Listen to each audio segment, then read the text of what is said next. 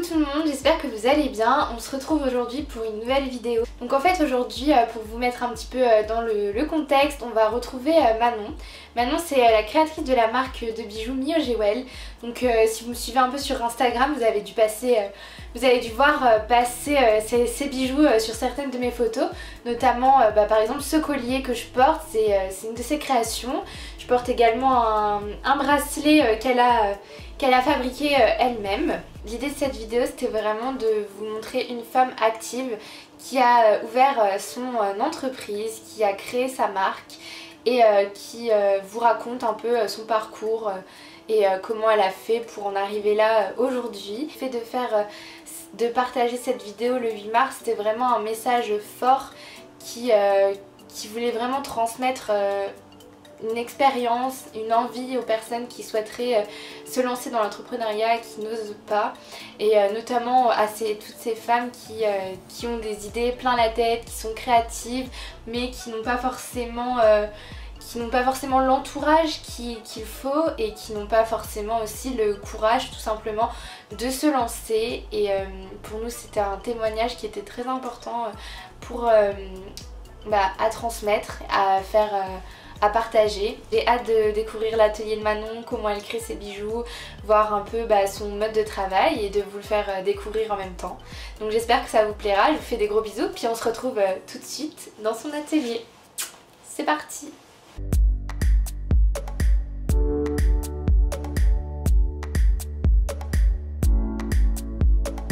Coucou tout le monde, on est dans l'atelier de Manon, la créatrice de la marque Mio Jewel. Donc aujourd'hui elle va nous présenter son entreprise, son parcours et elle va nous donner un peu ses conseils pour les personnes qui souhaiteraient créer leur propre entreprise. Donc bonjour Manon. Bonjour Carole. Est-ce que tu peux nous parler un peu de ton parcours avant la création de ton entreprise? Oui, tout à fait. Donc moi j'ai fait des études de commerce et ensuite j'ai travaillé en tant que chef de produit dans une enseigne de décoration et puis en tant que responsable du marketing pour une marque de vêtements pour femmes. Donc c'était des expériences très prenantes avec une cadence assez rythmée, des expériences très formatrices aussi qui m'ont permis de voir l'envers du décor de ces grands noms de la distribution française. J'ai toujours moi eu envie de faire un métier manuel artisanal. J'ai toujours essayé de déborder un petit peu de mes missions principales pour proposer mes propres créations dans ces entreprises également. Quand j'étais plus jeune, je faisais également des bijoux, donc là je me suis mis à composer de nouveaux modèles sur des gammes un peu plus précieuses. D'accord, et du coup c'est le fait de travailler, de voir un peu plus au-delà de tes missions en entreprise qui a fait que tu as eu envie de créer ton entreprise? Je pense que j'en ai toujours eu envie, que forte de ces expériences passées, je me suis sentie prête en fait à m'émanciper, à prendre mon envol en quelque sorte.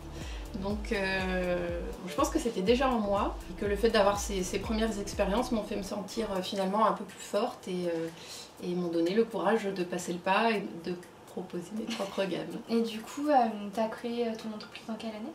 C'était en 2015, donc début 2015, donc il y a 3 ans. Et est-ce que c'est facile de créer son entreprise? Je trouve que le statut d'auto-entrepreneur est assez flexible, effectivement assez facile à créer, en quelques clics c'est fait, et puis le suivi administratif aussi est assez facile. Ensuite c'est plus selon le domaine, une question d'organisation. Est-ce que le fait de travailler de chez toi, parce que du coup avant tu étais en entreprise, donc du coup est-ce que la transition a été compliquée? Alors pour moi, oui, il y a eu une petite phase d'adaptation assez délicate à gérer parce que c'était une période où j'attendais mon premier enfant. Je suis sortie donc du salariat et puis on avait une maison donc, qui était avec des travaux à terminer. Mon compagnon a un métier aussi lui assez prenant, donc finalement tout était nouveau pour moi, l'indépendance, mon bébé qui arrivait et puis donc il fallait jongler entre tout ça. Et c'est vrai que j'ai eu une petite phase d'adaptation un peu délicate à gérer, voilà, mais Et on y arrive, avec de la détermination, on y arrive. Parce que du coup, là, tu te retrouvais sans collègue, par exemple. Et est-ce que tu as ressenti une certaine solitude en travaillant de chez toi, seule? Alors c'est vrai qu'avant j'avais une ambiance de bureau qui était vraiment chouette, on rigolait beaucoup avec les collègues. Donc c'est vrai qu'il y a eu peut-être un manque de ce côté-là. Après je suis bien entourée, j'ai quand même les amis, etc. Et puis j'avais pas le temps de m'ennuyer entre la mise en place des nouveaux projets, une vie de famille aussi assez intense. Donc c'est vrai que finalement comme j'avais pas le temps de m'ennuyer, je dirais pas que j'ai souffert de solitude. Mais après il y a... Voilà, c'est une question d'organisation entre le professionnel et le privé, et puis pas se laisser déborder l'un par l'autre. C'est sûr. Et est-ce que créer son entreprise en tant que femme a été compliqué pour toi? Est-ce que tu as ressenti des réticences de certaines personnes ou pas du tout? Réticence, non. Je dirais que je suis assez bien entourée de ce côté-là. Mes proches, que ce soit famille ou amis ou mon compagnon, me voient toujours comme quelqu'un voilà, d'indépendante et de créative. Donc ça leur a paru assez évident finalement que je me lance. Donc je dirais pas que j'ai rencontré de réticence. Et le fait d'être une femme, alors c'est lié au domaine aussi. Je pense que dans le domaine de la mode, on est un certain nombre à rêver d'y faire carrière ou de créer son entreprise. Après, je dirais plus que ce qui est difficile, c'est le fait de jongler entre la famille et le travail. Alors ça, c'est pas lié spécifiquement au fait d'être une femme, bien que dans les faits, ce soit souvent la femme qui est un petit peu plus la charge de la famille, mais je sais qu'il y a aussi des hommes qui le font maintenant. Les mentalités évoluent et donc ce qui est délicat, c'est l'organisation entre le professionnel et le personnel. Oui, faire la part des choses entre la vie de famille et la vie professionnelle. Et du coup, j'avais une question, comment t'es venu le nom Mio Jewel? Alors, à la base, je voulais l'appeler Myosotis, qui est le nom d'une fleur que j'aime beaucoup. D'accord. Et c'était déjà pris. Ah. Et du coup, j'ai cherché plein d'autres idées de noms. Et à chaque fois, j'étais pas convaincue, j'avais pas de coup de cœur, ou c'était déjà pris encore. Ça c'est une étape un peu difficile. Et puis finalement, comme j'avais déjà dessiné mon logo, j'avais déjà dessiné Mio, j'avais des idées de bijoux qui faisaient un peu écho au Y, au O et tout ça. Et du coup, je me suis dit, je vais juste garder le début du nom de la fleur. Et du coup, ça s'appelle Mio. D'accord, voilà. Okay. Et est-ce que tu aurais des conseils à donner aux personnes qui souhaiteraient se lancer dans l'entrepreneuriat, créer leur propre entreprise et, comme toi, réaliser un peu leurs rêves? Oui, je pense surtout qu'il ne faut pas s'imaginer que parce qu'on est chez soi, ça va être la fête, qu'on n'a plus de patron et qu'on peut faire tout ce qu'on veut. Je pense qu'il faut vraiment... ce qui est difficile finalement, c'est de se cadrer soi-même. Et c'est de s'imposer une cadence, quoi, et de pas... En fait, le fait d'être chez soi, le risque, c'est de se laisser tenter par tout le quotidien qui est autour et tout ce qui reste à faire. On voit qu'on n'a pas fait ci ou ça et qu'on pourrait l'avancer éventuellement. En fait, il faut être capable de se dire non et de se dire là, c'est les heures de travail et rester dessus, parce que finalement, la journée file très très vite. Et finalement, de s'imposer soi-même une routine pour pas partir dans tous les sens et se laisser tenter par toutes les idées qui nous viennent. C'est le risque finalement des créatifs, c'est qu'on a 10 000 idées par jour. Il faut savoir sélectionner les meilleures, celles qu'on a raisonnablement le temps d'aboutir dans les mois qui viennent.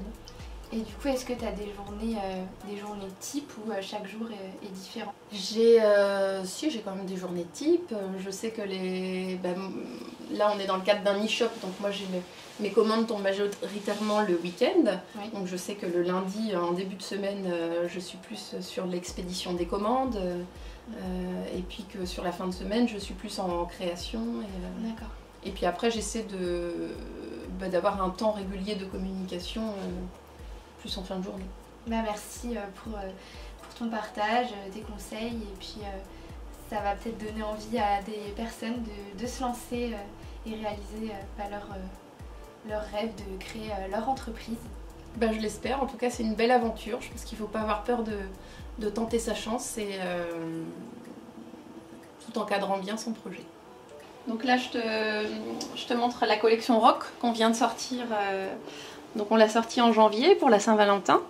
Donc elle est composée d'argent massif, de pierres d'onyx et de corail. Donc je travaille que des pierres naturelles. Il y a aussi des petits pompons pour la touche bohème.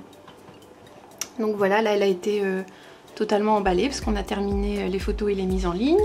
Et puis maintenant je vais démarrer la collection de printemps qui sera en plaque et or avec donc des pierres de prénite et de rhodochrosite. Donc ce sont de nouvelles pierres que je ne travaillais pas jusqu'à présent. Il y a aussi de l'agate, donc ils seront un peu dans les verts, kaki et rose, une petite touche de bordeaux aussi.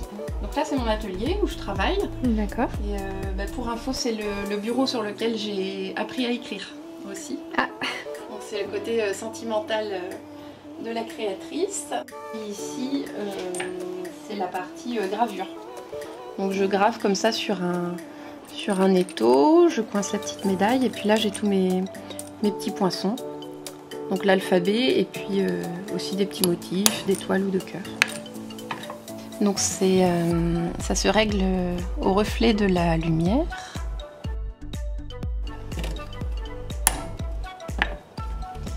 Donc voilà, tout est gravé manuellement comme ça, j'ai pas de machine, donc c'est très artisanal.